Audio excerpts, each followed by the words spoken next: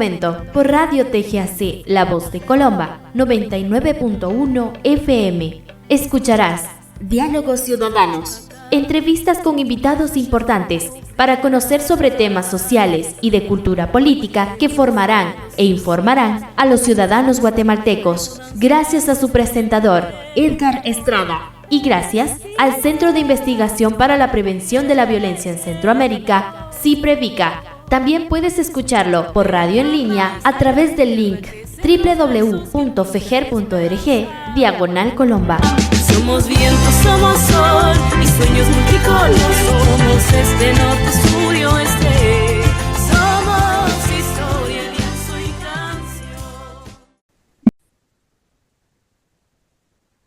canción. Muy buenos días. Desde el Centro de Investigación para la Prevención de la Violencia en Centroamérica, CIPREVICA, les damos la bienvenida a nuestro programa semanal de Diálogos Ciudadanos.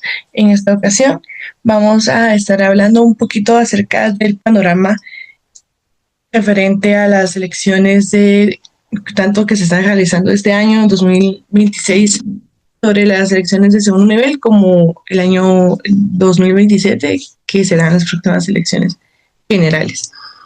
Para esta ocasión nos está acompañando Alejandro Gómez, quien nos estará brindando esta información, y vamos a hablar un poquito acerca de este tema con él. Él es ingeniero en ciencias de la computación, enfocado en brindar soluciones tecnológicas orientadas al impacto social. Alejandro es parte de Jóvenes por la Transparencia, con quienes ustedes ya saben, hemos tenido algunos programas referente a artículos que escriben en el diario La Hora. Así que también les invitamos a que puedan ir a leer el artículo de Alejandro que nos trae en esta ocasión para hablar sobre la temática. Entonces, Alejandro, muchísimas gracias por aceptar la invitación y bienvenido. Muchísimas gracias, Mariana, agradezco la invitación y aquí estoy para comentarles un poquito sobre los distintos temas que tendrán muchísima relevancia tanto este año como el 2027. Perfecto. Para iniciar y poner un poquito en contexto, en tu artículo mencionas que la percepción ciudadana sobre los resultados del estado de seguridad, justicia y servicios será determinante para el ciclo político futuro. ¿Cómo evalúas el actual nivel de confianza en estas áreas y qué impacto podría tener en el contexto electoral de 2026, en el cual se están dando las elecciones de segundo nivel, que son del TSE, el Ministerio Público y la Corte de Constitucionalidad? Claro que sí. En ese tema, un poquito de contexto para quienes no han leído el artículo. Mi punto central es el siguiente. Cuando las personas viven con miedo y con el día a día encima, la conversación pública pasa a segundo plano. Es decir, todo el actuar político, todas las decisiones que se toman simplemente no caben dentro del día a día. En ese vacío nacen estas propuestas de llegar con mano dura, por ejemplo, para acabar con el tema de la violencia. Prometen la seguridad sin realmente explicar cómo se hará ni qué controles se llevarán, y realmente la única forma de poder contrarrestar estas propuestas es con resultados verificables, tener una firmeza democrática y tener transparencia, que es uno de los aspectos más importantes dentro de la administración pública. Con eso dicho, yo creo que a la población nunca hay que subestimarla. La gente entiende muchísimo más de lo que a veces uno cree. Realmente no es un tema como algunos lo quieren pintar, que es de ignorancia, o es de personas que no quieren estar entendiendo lo que pasa a nivel político, sino que realmente es un tema de supervivencia. A veces la vida diaria es bastante complicada, y cuando no hay miedo, cuando no alcanza el dinero, es normal que otras prioridades se pongan antes que esta. Entonces está muy mal querer asumir que eso es desinterés o falta de conocimiento, simplemente es la supervivencia del día a día. Ahora bien, con el tema de la seguridad, justicia y los servicios, creo que la confianza para esto se construye con algo realmente simple, que es que las personas tengan con qué verificarlo. Si se sienten más seguros en casa, en sus colonias, si ven que, por ejemplo, realizan una denuncia y esta prospera, si los trámites y servicios básicos funcionan. Y realmente son cosas que pasan a ser tangibles a través de actos simples. Y cuando esto no se siente, se ven orillados a caer en estas soluciones que prometen arreglar todo de un día para otro. Entonces ahí es donde creo yo que hay que hacer una advertencia muy clara. Y es que esta frustración no justifica que se realicen soluciones autoritarias. Hemos visto en Latinoamérica muchos modelos que prometen seguridad a cualquier costo. Y también hemos visto, por ejemplo, detenciones arbitrarias, personas que terminan atrapadas en el sistema sin ninguna garantía. Por eso es que la idea de que el fin justifica los medios puede sonar bien. Sin embargo, creo que esto rompe el Estado de Derecho y termina debilitando la democracia. Entender que Guatemala es un país con muchísimas heridas y por eso es totalmente normal que aparezcan este tipo de liderazgos, pero realmente no hay que permitir que nuestra democracia, que ya es de por sí muy frágil, se quiebre por esta desesperación. Entonces, ahorita para 2026 y 2027 hay que tener claro esto, que si no hay resultados verificables, no hay rendición de cuentas, este discurso de fuerza gana terreno. Y si sí hay resultados medibles, si sí hay transparencia, pues se reduce el espacio para dar lugar al autoritarismo y se permite continuar con este ciclo democrático, ¿verdad? Perfecto. También, bueno, señalas que en el 2026 se juegan piezas clave como el Tribunal Supremo Electoral, la Fiscalía General del Ministerio Público, el Contralor y los magistrados de la Corte de Constitucionalidad. ¿Puedes explicar por qué estas designaciones son tan determinantes para el proceso electoral de 2027 y para la credibilidad del sistema democrático? Por supuesto, primero empezando un poquito con el TSE. El Tribunal Supremo Electoral es quien administra todo el proceso electoral, obviamente. Recibe y califica candidaturas, resuelve controversias si se llegaran a dar y si hay una crisis, pues toma ese actuar, ¿verdad? Entonces importa muchísimo quién llega al TSE para este periodo. Como sabemos, pues ahorita el proceso ya empezó, ya están con los plazos. De hecho, ayer comenzó el tema de la comisión permanente. El día de mañana tienen una siguiente sesión y después recibirán expedientes y ya mandarán la nómina a partir de la mitad de febrero. Entonces es importante esta pieza en el tablero porque al final básicamente son el árbitro para las siguientes elecciones y hay que priorizar que lleguen personas idóneas para poder permitir todas las candidaturas. Realmente a veces se tiene esa idea de ok, no es una persona alineada a mi ideología o no es una persona que se alinea con lo que yo busco para el país, entonces hay que vetarle el derecho a participar. Sin embargo, esto es una percepción muy errónea. Creo que realmente hay que ganar en las urnas, entonces cualquier proyecto político que quiera participar y que tenga las condiciones necesarias debería tener la oportunidad, debería poder participar y si la población los vota, pues ser elegidos. Entonces eso por la parte del TSE. Ahora por el MP, pues también esto es algo muy importante. Creo que este es el proceso primordial de este año. Realmente para muchas personas, si el sistema de justicia se llega a percibir selectivo, si por ejemplo no prosperan las denuncias, no se investiga o por ejemplo se liberan a personas que realmente cometieron crímenes, creo que esto es muy problemático para una democracia. Por ejemplo, si se persigue a quienes son vocales con sus posiciones, a quienes por ejemplo salen a manifestar, a quienes se pronuncian en redes sociales, esto puede afectar muchísimo la cantidad de personas que estén dispuestas a correr este riesgo antes que participar. Entonces, esto lo que hace básicamente es orillar a las personas a que se alejen, a que no participen en política para evitar ser perseguidos. Y de ahí nace la importancia de renovar el MP y que realmente recupere la credibilidad en la población. Creo que es un ente que se ha visto debilitado en los últimos años y que realmente no ha funcionado para lo que fue creado. Ahora bien, a pesar que estos dos son uno de los actores más importantes, también es importante mencionar que hay otros actores. Por ejemplo, el tema del Contralor también es importante. El tema del gasto público a veces tal vez no pasa tanto en el día a día, o las personas no están tan informados de lo que se realiza. Sin embargo, la Contraloría General de Cuentas es un ente importante. El tema de la auditoría debe cumplirse siempre, ya que como sabemos, todo tema de gasto público debe ser reflejado en, por ejemplo, portales de transparencia, debe tener todo este factor de rendición de cuentas. Y bueno, también la CC es un actor muy importante de la Corte de Constitucionalidad, ya que resuelve amparos, inconstitucionalidades y también ciertos factores que pueden incluso alterar el rumbo de estos procesos. Entonces, si capturan la CC, por ejemplo, se abre la puerta a que ocurra esto, que veten candidatos o que creen procesos a medio camino, y es por eso que necesita ser independiente. Entonces, por estas razones que comento, el 2026 define la credibilidad de lo que va a venir para el 2027. Se debe optar por lo mejor que haya, apoyar aquellas candidaturas que no son parte de las estructuras que han cooptado al país.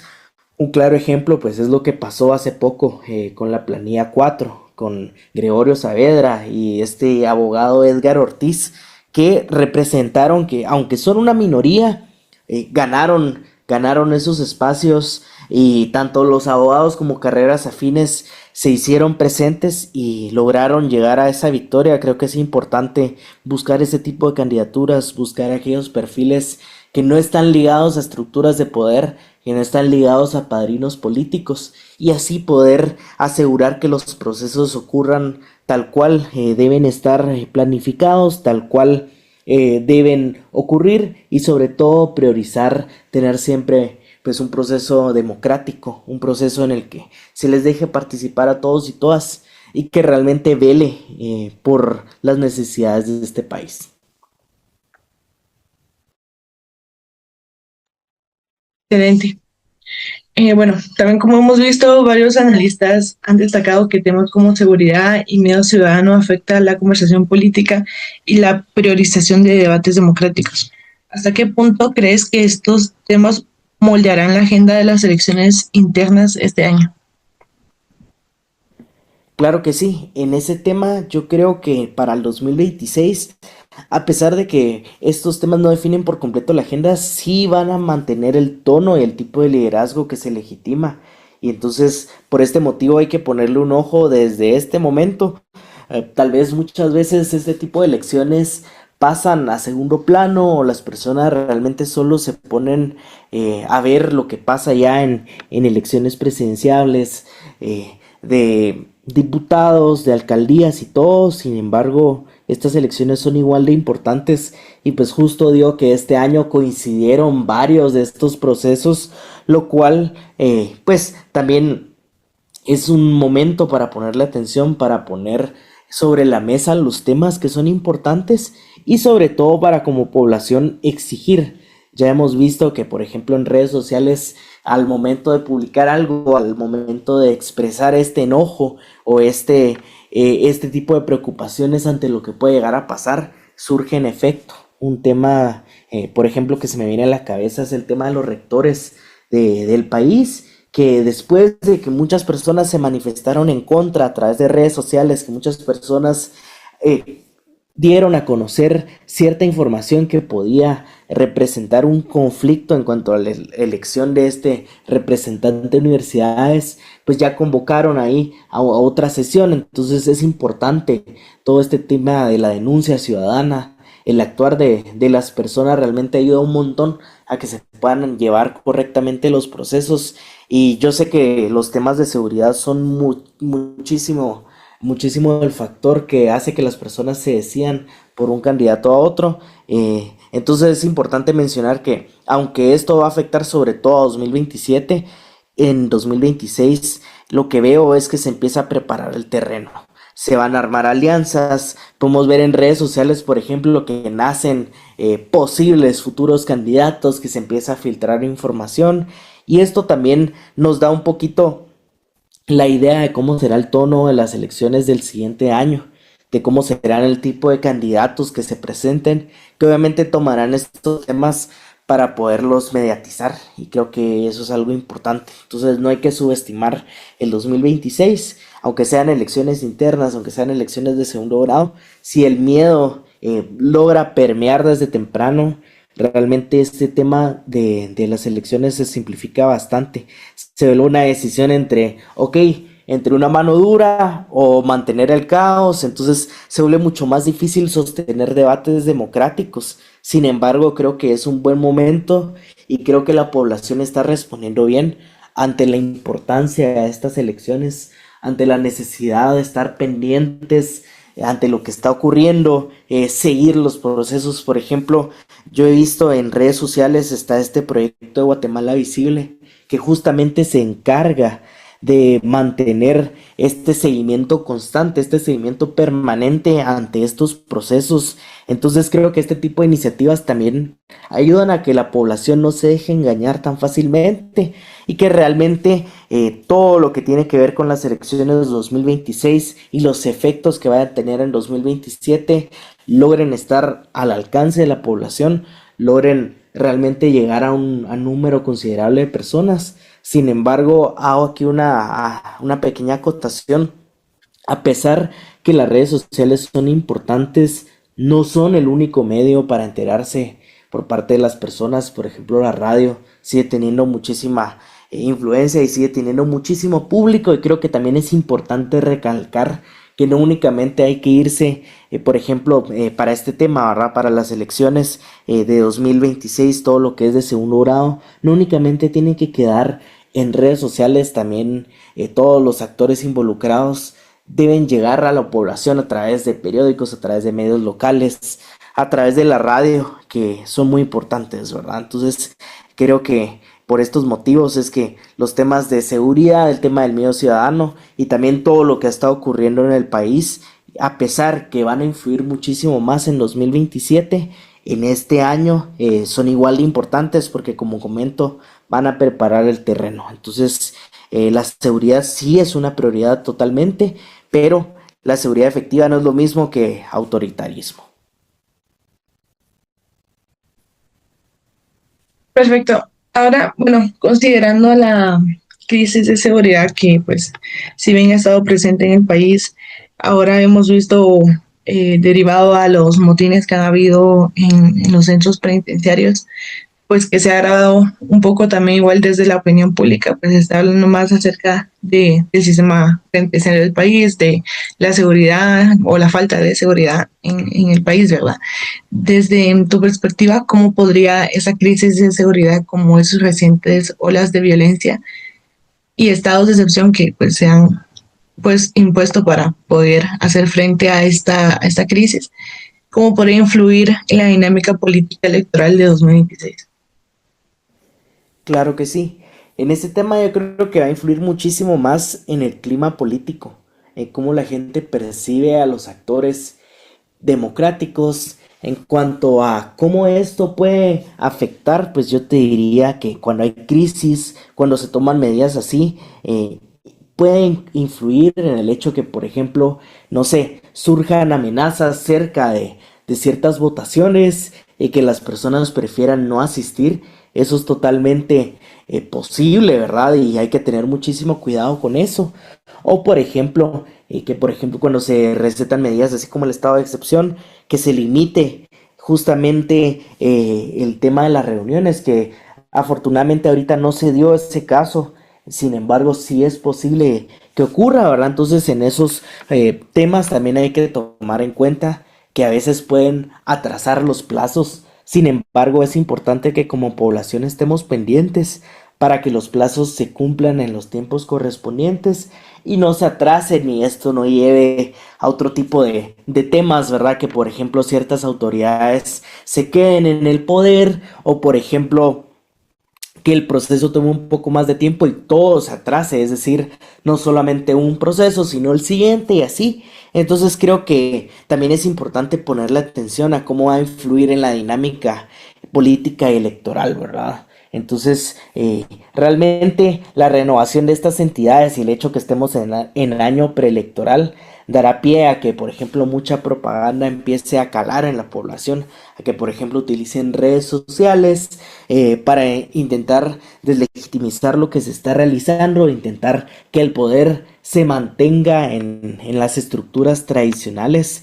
Y creo que como población debemos estar muy pendientes y no permitir que se agarren de estos temas para poder modificar la narrativa y para poder llevar la opinión pública hacia otro tipo de temas que tal vez pueden en este momento no ser lo importante, o tal vez incluso cambiar un poquito lo que son las prioridades y lo que como población debemos exigir, ¿verdad? Entonces creo que da lugar a que muchas personas capitalicen sobre esto, que muchas personas a través de estas crisis de seguridad, por ejemplo, logren plasmar su imagen, que llegarán y que harán las cosas bien y que, por ejemplo, que ellos sí actuarán correctamente, ¿verdad? Pero como comento, es importante entender este tipo de dinámicas y poder saber que aunque están ocurriendo, los plazos se deben cumplir y es necesario salir a votar, es necesario en su momento pues respaldar a las autoridades que logren ser electas y sobre todo que se asegure siempre cumplir con los procesos democráticos.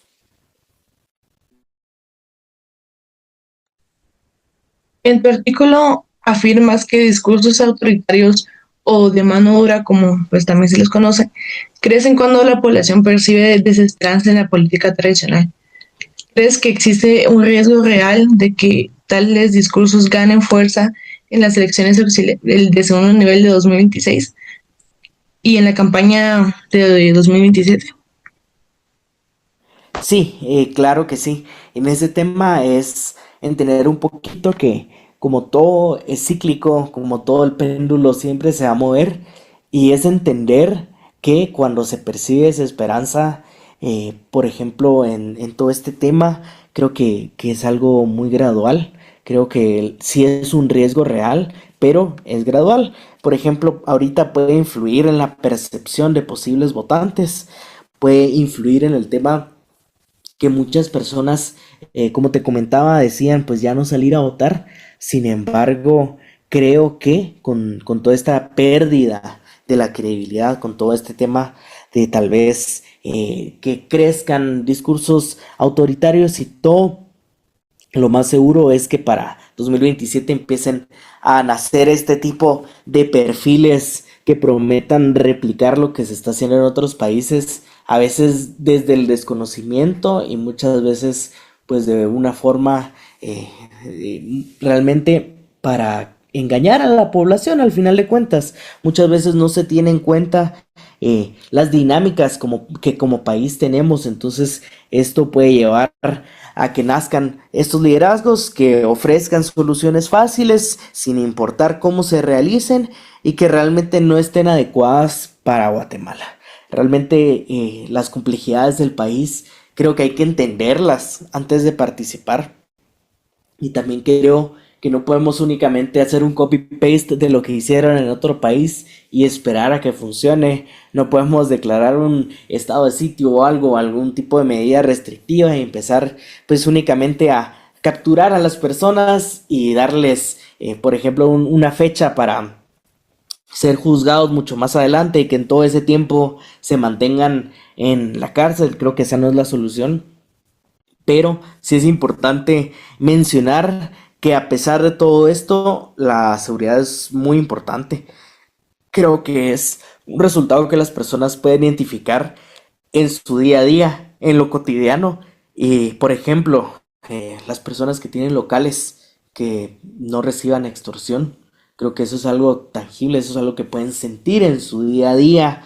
O por ejemplo, aquellas personas que por ejemplo salen caminando, que no sean asaltadas, ¿verdad? Que aunque pueden parecer factores muy simples, creo que son muy decisivos en cuanto al descontento que pueda tener la población. Entonces sí estoy súper de acuerdo que en temas de seguridad hay que tener resultados verificables y, como les digo, que se puedan palpar por la población, pero siempre priorizar que se tenga un estado de derecho.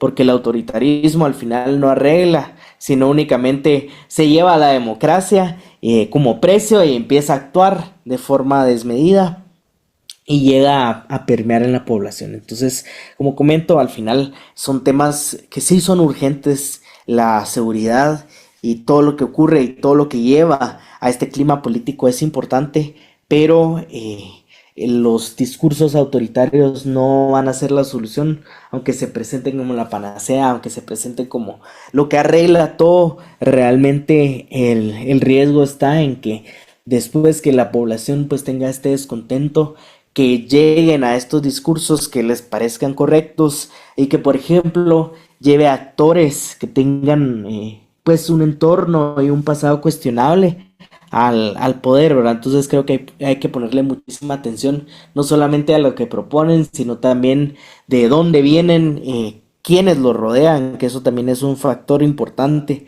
Muchas veces este tipo de actores tienen padrinos políticos bastante cuestionables asociados a las estructuras de poder tradicionales del país, ¿verdad? Entonces creo que hay que poner muchísima atención tanto a lo que pase en este 2026, que como te comento va a permear muchísimo en la opinión pública, así como también en el tipo de campaña que realicen en 2027. Perfecto, Alejandro, gracias. Vamos a ir a la pausa comercial y al regresar vamos a hablar un poquito más acerca de expectativas y proyecciones para el 2027, que son pues el año electoral, ¿verdad? Desde Ciprevica les damos la bienvenida y continuamos con nuestro programa semanal de Diálogos Ciudadanos. En esta ocasión estamos hablando con Alejandro Gómez acerca del panorama electoral de 2026 y 2027 en Guatemala. En este segmento vamos a dialogar un poquito más acerca de las expectativas y proyecciones para las elecciones de 2027. Mirando hacia las elecciones generales de 2027, en las cuales se elige pues, binomio presidencial, Congreso de la República, municipalidades, diputados del Parlacén. ¿Cuáles son los principales desafíos que visualizas para garantizar que sean libres, competitivas y transparentes? Claro que sí. En ese tema, pues yo lo resumiría en tres desafíos grandes. El primero es que se permita la participación libre, que toda persona y toda organización que cumpla con la ley pueda competir y ser inscrita. Creo que ese es el factor primordial y uno de los desafíos que hay que asegurarse que sí se cumplan, porque si la percepción ciudadana es que se bloquean candidaturas por conveniencia, aunque sea una persona que no les guste o que por ejemplo no comparta nuestra ideología, se rompe el principio básico de la participación. Entonces creo que en un país como Guatemala, con tantas heridas, la gente haya incluso con desconfianza, ¿verdad? Entonces que la barrera de entrada deba ser estrictamente legal y no tenga ese factor político, ¿verdad? El segundo desafío es la confianza en las reglas y en el conteo. Como vimos en el 2023, pues todo el tema del TREP hizo mucho revuelo, que es este sistema para contabilizar votos preliminarmente. Entonces, que la población sienta que el resultado sí refleje lo que votó. Entonces ahí entra todo, ¿verdad? Es un tema al final un poco de promoción, también de capacitación a las mesas, de fiscalización y también recuperar la confianza. Porque lo peor que puede pasar en este tipo de situaciones es que el país pase todo ese día pensando que los están engañando o que por ejemplo que hubo fraude y que nazca pues esta narrativa de la que puedan capitalizar algunos actores, ¿verdad? Y el tercero creo que es el ambiente informativo, porque ahorita va a entrar también todo ese tema de la desinformación, polarizar y las campañas de miedo. Entonces es muy fácil llegar a manipular a las personas a través de este tipo de herramientas muy dañinas. Entonces si el miedo llega a dominar la conversación pública, se vuelve más fácil vender pues este tipo de soluciones. Y también aprovechando, creo que esos son los tres desafíos importantes para las elecciones, pero también es importante mencionar el día de hoy, jueves 22 de enero, es el último día para actualizar la residencia electoral. Entonces también es importante, ¿verdad?, dar a conocer este tipo de procesos, dar a conocer cómo son los plazos y todo. Entonces yo en eso te resumiría los principales desafíos para que sean libres, competitivas y transparentes. Algunos sectores han señalado la necesidad de reformar la ley electoral de partidos políticos para fortalecer la confianza ciudadana. ¿Consideras que eso es necesario y qué cambios pues podrían ser prioritarios para este propósito? Sí, en ese sentido considero que sí es importante no únicamente reformar esta ley, sino realmente dar una revisión a muchísimas leyes que han quedado desactualizadas, entender que la situación del país es compleja y requiere de esta constante revisión para realizar cambios. Yo lo que creo que es importante priorizar es atacar el problema desde dos ejes. Primero los partidos, y luego también el sistema electoral, fortalecerlo. Primero con el tema de los partidos, creo que es importante hacerlo de una forma más funcional y más democrático, porque realmente nacen muchos partidos satélites o franquicias que permiten que, por ejemplo, actores que sean cuestionables puedan meter a, como le dicen normalmente, a sus fichas, ¿verdad? Para que participen otras personas, sin embargo siguen siendo partidos ligados pues a otros, ¿verdad? Entonces creo que en ese sentido es importante revisar cómo funcionan los partidos, que sean mucho más democráticos y también el tema de fortalecer el sistema electoral. Creo que no únicamente son reglas, sino también las capacidades que tiene. Entonces, en ese sentido es importante que el TSE cuente con recursos y dientes institucionales, ¿verdad? Para poder fiscalizar, sancionar y organizar. No únicamente, pues de una forma bastante leve, sino realmente con estándares altos, incluso diría internacionales, ¿verdad? Que cumpla con todo este tipo de medidas que son importantes, desde el tema del padrón hasta la fiscalización. Yo algo que creo muy importante que se debería hacer, que realmente no sería tan complicado, es un empadronamiento automático, ¿verdad? Creo que estamos en un punto de la historia en el que la tecnología debe transformar nuestras sociedades, cada vez es más fácil acceder a ella. Entonces creo que en este tema deberíamos tener un sistema electoral también mucho más automatizado, aprovechando las herramientas digitales. Entonces, en ese sentido, creo que el proceso debe ser lo más transparente posible. La tecnología hoy nos permite que sea más transparente y sobre todo fortalecer pues este sistema, ¿verdad? Que no puedan agarrarse que hay fraude y que se está haciendo trampa. Entonces, creo que la participación se protege bajando las barreras. Creo que es un factor importante que a veces el TSE se subestima, sin embargo es muy importante y es un actor al que hay que ponerle atención, ya que si creemos que las elecciones son pues estos cimientos, estos pilares de la democracia, el sistema tiene que facilitar también que la gente participe, que no se pierda en trámites, que por ejemplo que el tema de presentar toda la documentación que no sea un problema, que todo se pueda hacer en línea, que se tenga digitalizado y sobre todo que permita a la población informarse y conocer a detalle qué es lo que se está realizando, cómo funciona, que creo que también a veces mucho de esto nace del desconocimiento. Y entonces también creo que es importante meterle mucho ojo al tema de la promoción.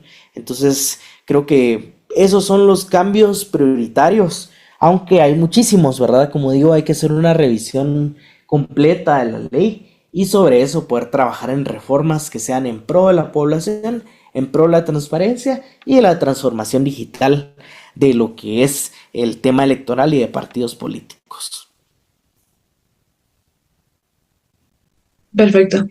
Bueno, desde ya se han visto y se proyecta que vayan a surgir muchos partidos nuevos para estas próximas elecciones. ¿Qué papel crees que jugarán esos partidos frente a las tradicionales en 2027? Sí, en ese sentido los partidos nuevos son necesarios para oxigenar el sistema, pero también hay que mencionar aquí un tema y es que no podemos tener tantos partidos en Guatemala, ¿verdad? Creo que eso al final diluye primero el tema de los votos y segundo también confunde a la población.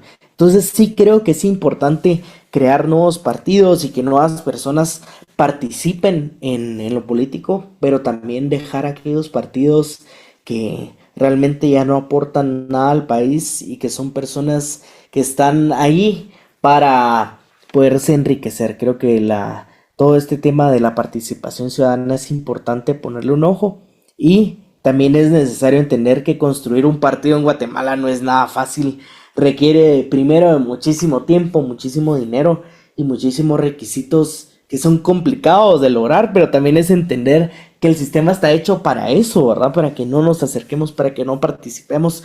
Pero en ese sentido creo que todo esto requiere organización territorial, no únicamente centralizarse en, por ejemplo, la capital o el departamento de Guatemala. Creo que hay que hacerlo a nivel nacional. Hay que voltear a ver estos liderazgos locales y sobre eso ir formando una red territorial que pueda organizarse, que pueda articularse y que se convierta en participación política. Porque muchas veces lo que pasa es que, por ejemplo, hay liderazgos locales y todo, pero que se quedan únicamente en estos temas de, ok, vamos a participar desde afuera, apoyando, fiscalizando, pero realmente hay que involucrarnos. Entonces, creo que los partidos nuevos jugarán un papel muy importante, pero hay que ser pragmáticos. A veces incluso en las estructuras un poquito más imperfectas, no digo que en todas las estructuras ni que en los partidos tradicionales, pero sí digo que pueden haber buenos perfiles dentro de estas estructuras y también pueden haber muchos oportunistas en estructuras nuevas. Entonces, ni los partidos tradicionales garantizan que hay que tachar a todas las personas de ser cierto tipo de persona, así como tampoco los partidos nuevos nos indican que van a haber los mejores perfiles, ¿verdad? Hay que tener pues mucha información al respecto, hay que investigar bastante bien y denunciar aquellos actores tradicionales que encontremos dentro de partidos nuevos, porque pueden hacer muchos partidos satélite de lo tradicional que se vendan como lo nuevo. Entonces, creo que como población hay que estar informados, hay que fiscalizar, hay que investigar y sobre todo hay que denunciar cuando encontremos este tipo de situaciones. Entonces no es únicamente preguntarnos sobre lo nuevo y lo viejo, sino que es, ok, ver de dónde vienen estos perfiles, ver también qué reglas democráticas defienden y quién tiene la capacidad de gobernar. Porque no únicamente es decir, ok, yo soy una buena persona, me voy a involucrar, pero no conocer en materia de gobierno, ¿verdad? Creo que eso también es un factor importante y es que creo que para estar en los puestos no únicamente se necesitan de buenas intenciones, sino también de estar realmente enterados de cómo funciona el país. Entonces creo que eso es algo importante y como comentaba, pues al final los espacios locales importan bastante. Si únicamente, por ejemplo, en territorios que han manejado los partidos tradicionales, han estado ahí por muchos años, por décadas, es muy complicado cambiar el país. Entonces hay que ponerle mucho ojo a eso y hay que sobre todo llegar tanto con la mejor de las intenciones como con la preparación necesaria para los cargos. Perfecto. Hablamos un poquito acerca de la importancia de la participación ciudadana, pues la facilitación para que las personas puedan participar en esos procesos, puedan enterarse, puedan informarse. ¿Qué estrategias consideras importantes para estimular una participación ciudadana informada y así reducir la polarización en el proceso electoral de 2027? Claro que sí, yo en ese sentido veo 3 estrategias prácticas. Creo que lo primero es la información, debe ser verificable y simple, que las personas puedan entender, porque a veces pues existen personas que tienden a volver los temas algo muy complejo sin poder explicar a la población. Entonces, por ejemplo, ¿qué hace cada institución? ¿Qué se elige? ¿Cuál es la importancia? ¿Que lleguen personas idóneas? ¿Cómo se fiscaliza? ¿Dónde denunciar irregularidades? Creo que estos factores son importantes para que la población tenga a la mano las herramientas, ¿verdad? La segunda, creo que es hablar sobre lo que nos pega en el día a día, no quedarse en discursos que tal vez son muy positivos, tal vez van a hacer el cambio, pero que Guatemala no está preparada para esos discursos. Creo que aquí hay que hablar sobre el empleo, sobre el costo de vida y resultados que sean medibles por la población. Entonces creo que hay que bajar hacia lo que la población puede palpar. Y la tercera es tener un entorno en el que sabemos que la inteligencia artificial va ganando terreno y hay que atacar esta desinformación, cada vez va a ser más sofisticado.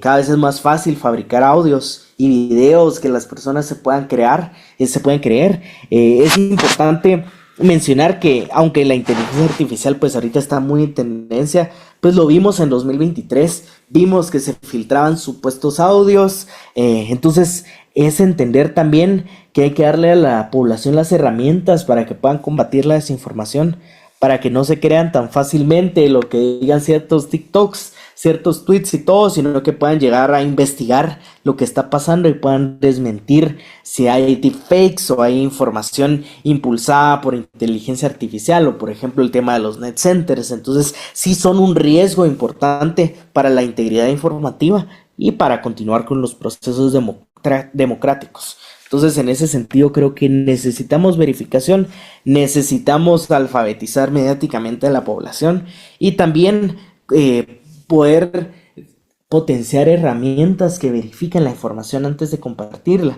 para que así aquellas personas que les está llegando un mensaje falso, vamos a decirles, hey, no, eso no es verdad, aquí está la noticia real, por ejemplo, sin caer en un tema de estigmatizar o en creer que cierto grupo de la población va a compartir cierto tipo de noticias, porque eso no es así. O sea, realmente hay que tratar a los ciudadanos como son, ¿verdad? Hay que realmente entender a la población y entender que no es por decisión que se quieran crear estas noticias, sino que muchas veces no se tienen las herramientas necesarias para contrarrestarlo. Entonces, meterle mucho ojo a eso y sobre todo priorizar, como comento, la información y hablar sobre lo que está pasando. Creo que eso es lo importante.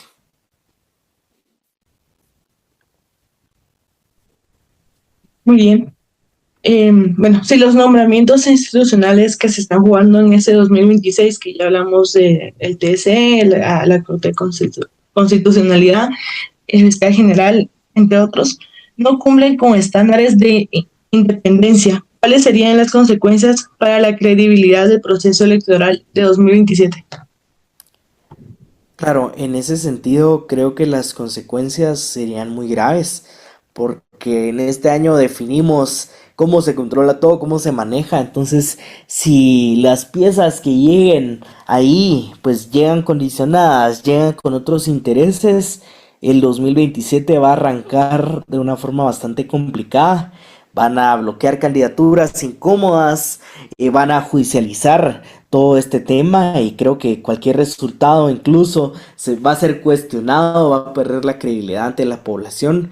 Y yo creo que ante lo que pasó en 2023, pues el margen de participación, si llegan estos actores tradicionales o estos actores asociados a prácticas oscuras, creo que puede llegar a complicar bastante lo que pase en el país a futuro. Esto sin ser pesimistas, ¿verdad? Pero realmente entender que en un país como Guatemala es muy fácil volver a caer en estos ciclos oscuros y volver a darles el poder total a aquellos actores que han tenido cooptadas las instituciones, que han tenido el país, ¿verdad? Entonces creo que esto incluso puede llegar a tener efectos sociales, por ejemplo, lo que se le llama la fuga de cerebros, ¿verdad? Que todo el talento guatemalteco pues vea que los resultados sean bastante preocupantes y que decidan incluso irse del país.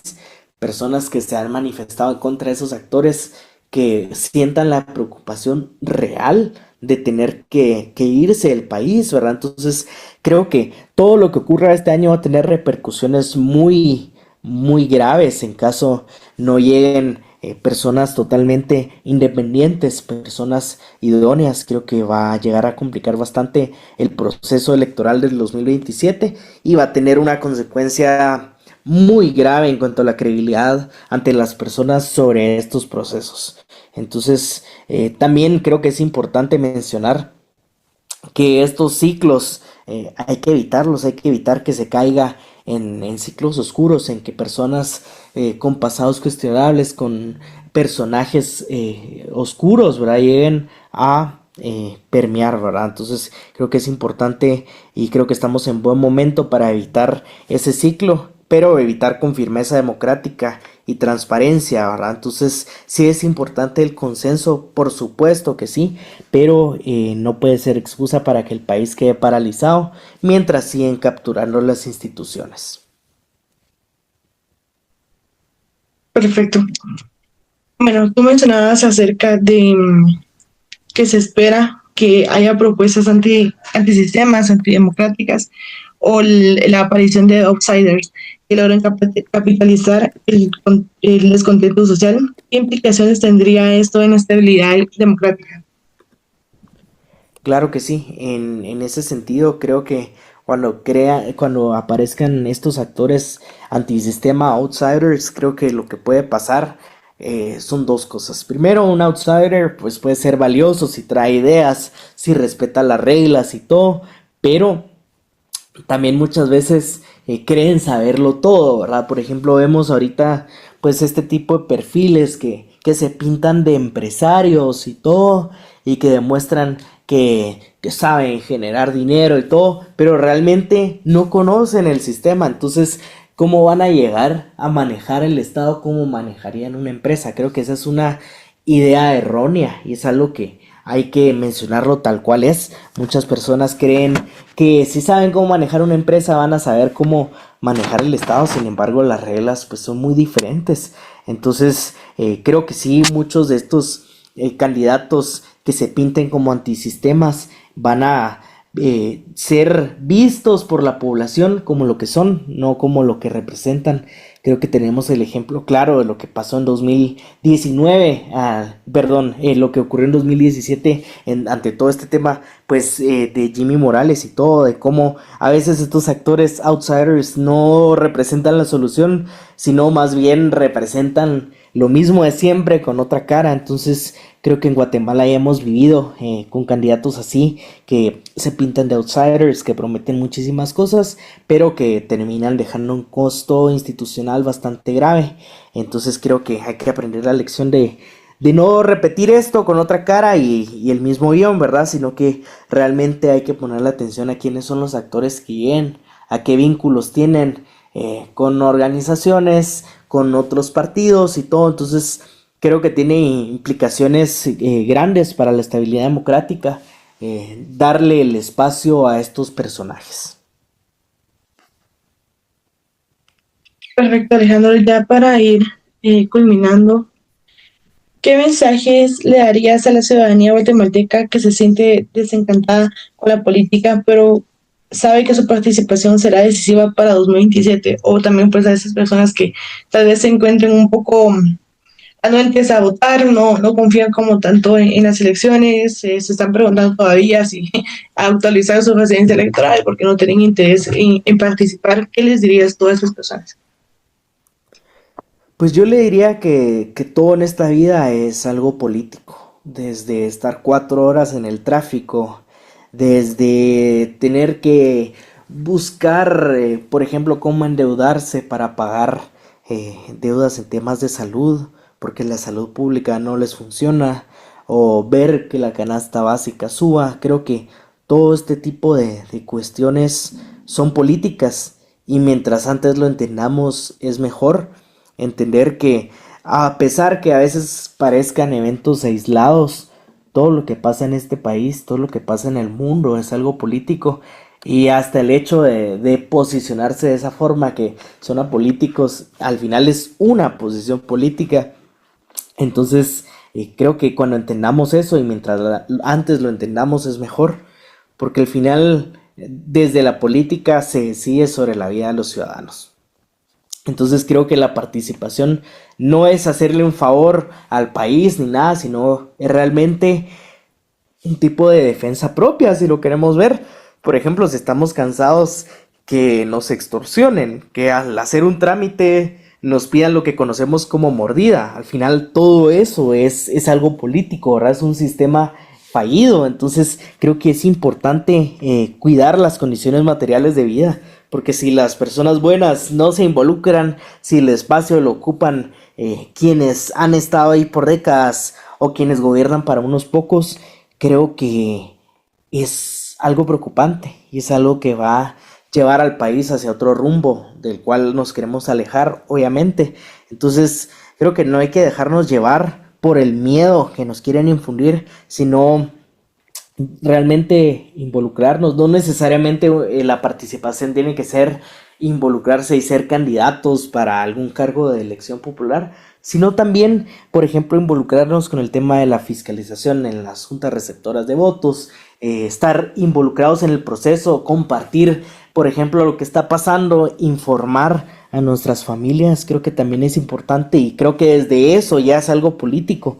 Entonces, no es únicamente confiar ciegamente en el tema político, sino exigir resultados verificables, transparencia, que nos expliquen qué está pasando en el país.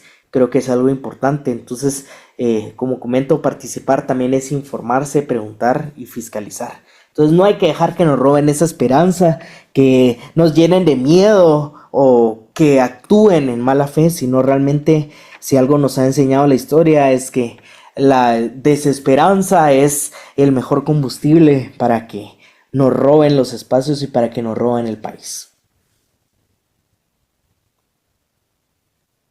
Perfecto, Alejandro, muchísimas gracias. Como comentamos al inicio del programa, pues en esta ocasión Alejandro pertenece al grupo de Jóvenes por la Transparencia, así que le agradecemos también a Jóvenes por la Transparencia por su participación. La verdad es que siempre nos traen temáticas muy interesantes y de las cuales podemos aprender mucho. Así que te agradezco, Alejandro, por tu participación, por aceptar la invitación, y a los demás pues también invitarles a que puedan ingresar al perfil de Jóvenes por la Transparencia, escriben en el diario La Hora para que puedan leer el artículo de Alejandro. Muchísimas gracias, Mariana, por la invitación, y muchísimas gracias a La Voz de Colomba por este espacio. Feliz día. Perfecto, muchísimas gracias. Gracias a todos los que nos han escuchado, y muchísimas gracias también a Radio La Voz de Colomba por el espacio. Nos vemos la siguiente semana.